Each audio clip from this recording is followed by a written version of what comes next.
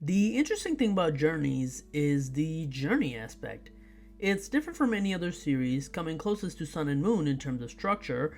However, even Sun and Moon followed the trials and the story beats from the games to a certain degree. Journeys just doesn't. Which is strange since Sword and Shield are the third highest selling Pokemon game ever. You would think they would want to explore and expand on a region that would greatly benefit from it, but nope. Even our main protagonist Ash in the current anime only has 2 Galar Pokemon, basically providing ammo to the part of the internet that hates Sword and Shield and says it doesn't have any merit. So we'll try to change that a little bit today. I won't be rewriting the story or anything, I'm sure you can watch Aleximo for that. However, I do want to redo his current team to fit a Sword and Shield type anime. Alright, so a small edit here.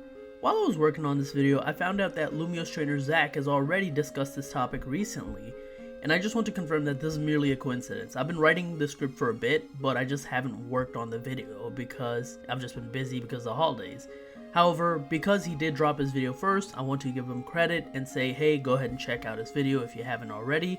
I haven't actually seen it yet, but that's also because I don't want to be influenced by anything on his video. So I'll probably watch it later after I upload this episode. So just to reiterate, didn't mean to copy you, just an idea that we had independently. I hadn't seen your video yet, so again, my bad. Anyways, onto the video. He's obviously going to have Pikachu on his team, it's his ace, it's his partner Pokemon. I don't even know if I need to say anything else, let's just move on. Let's start with the one that's usually the toughest to pick, the starter. Which starter would work best for Ash as a character? Well, seeing how these Galar Pokemon have interacted with Go, I really think any of them would fit here, so I don't think that's the criteria to look at. Instead, I want to look at something else here. Ash, since Kalos, seems to have a fully evolved starter on his team, at least during or by the end of the series. And looking back, in Kalos, he had a fully evolved Water type in Greninja, and in Alola, he got the fully evolved Incineroar by the end of the series, so I'm going to continue that pattern, so in this case, his starter should be Grookey, and somewhere in the story, it would fully evolve into a Rillaboom. Not only does this allow for some variety, it would also only be his third fully evolved grass starter next to Sceptile and Torterra, so I think this would fit great. For the next Pokemon, for every region he goes to except for Alola, he has had the regional bird. And I would like to bring that tradition back because Corviknight would be a fantastic fit on his team. Not only is it one of the best regional birds we've ever gotten, but it's huge, which could allow for some comedic possibilities, and it could be the thing he flies around on in the series, which would look awesome. Next, let's try to find a Pokemon for Ash that looks weak, but is surprisingly strong.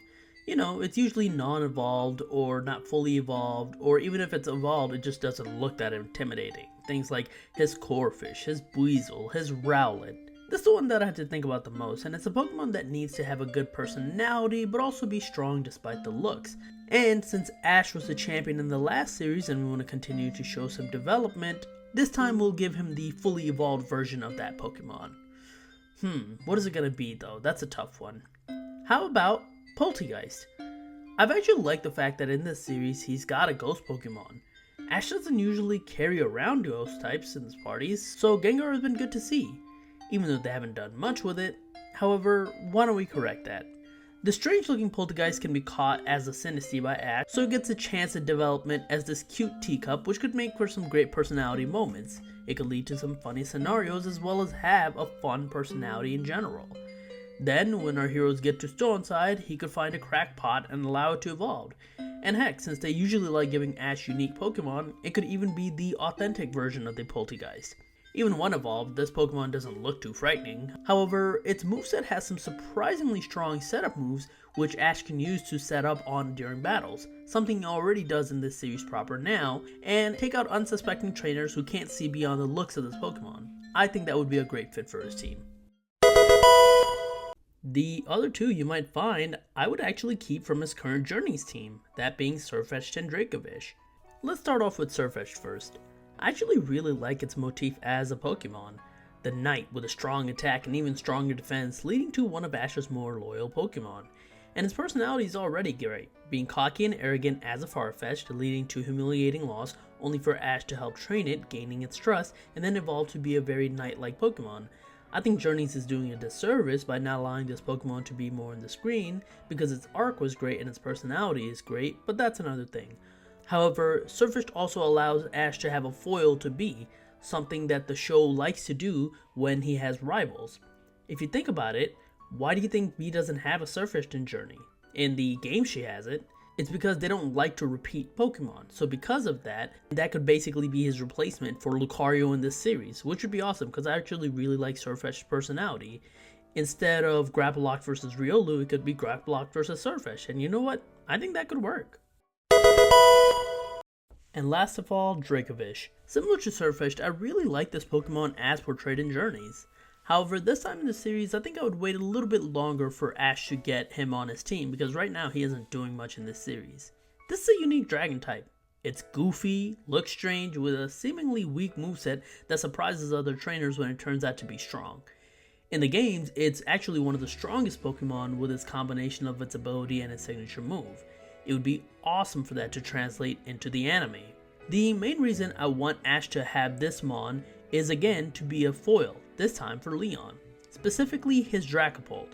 That's the only other Galar Pokemon that Leon has in his champion squad in the game, so I didn't want to take that away from him, but I also think that would make for a fun rivalry battle. Dracopult can fly around and is a unique ghost and dragon type, while Dracovish is stuck to the ground but is a very unique water and dragon type. I think it could make for an interesting battle. It's a Pokemon that fits in looks, in personality, and overall just fits Ash Ketchum's team, so I think it would be a perfect addition to his team. That means his final team would be Pikachu, Rillaboom, Corviknight, Poltergeist, Surfetch'd, and Dracovish. What do you think about that team? Let me know in the comments down below. If you like this video, like, share, subscribe. You can follow me on Twitter at @TheRealPDGaming, and that's it. I will talk to you guys later. Peace.